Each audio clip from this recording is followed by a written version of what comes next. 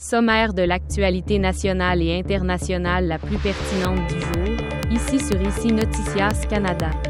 Avec sa présentatrice Angelica Sifuente. La grève nationale des travailleurs de Poste Canada, qui a débuté le 15 novembre, doit prendre fin mardi à la suite d'une ordonnance du gouvernement fédéral exigeant que les employés retournent au travail. La décision du ministre du Travail, Stephen McKinnon, comprenait une prolongation de la convention collective existante jusqu'en mai 2025 et la nomination d'un médiateur spécial pour régler les problèmes structurels au sein de Poste Canada, comme l'introduction de la technologie et les conditions de travail.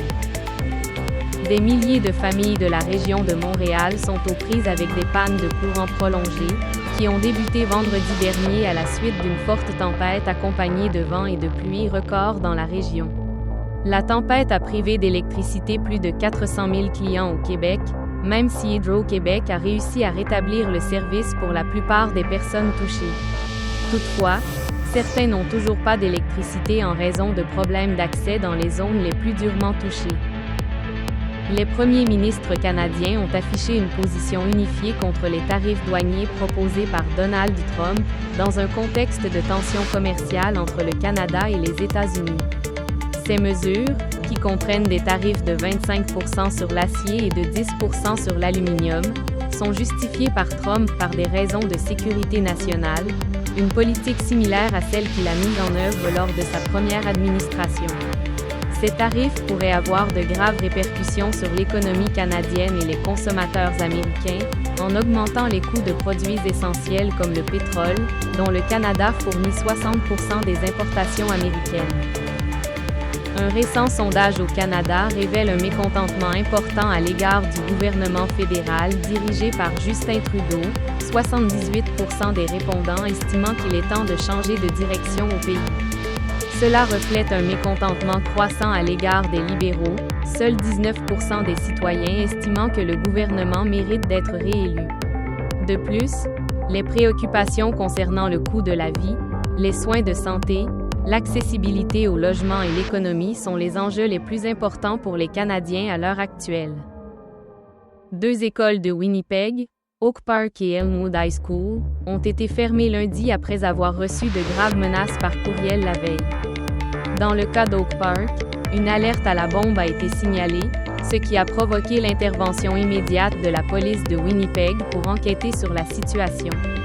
Les deux écoles ont pris la décision de fermer pendant que les enquêtes se poursuivent pour assurer la sécurité des élèves et du personnel.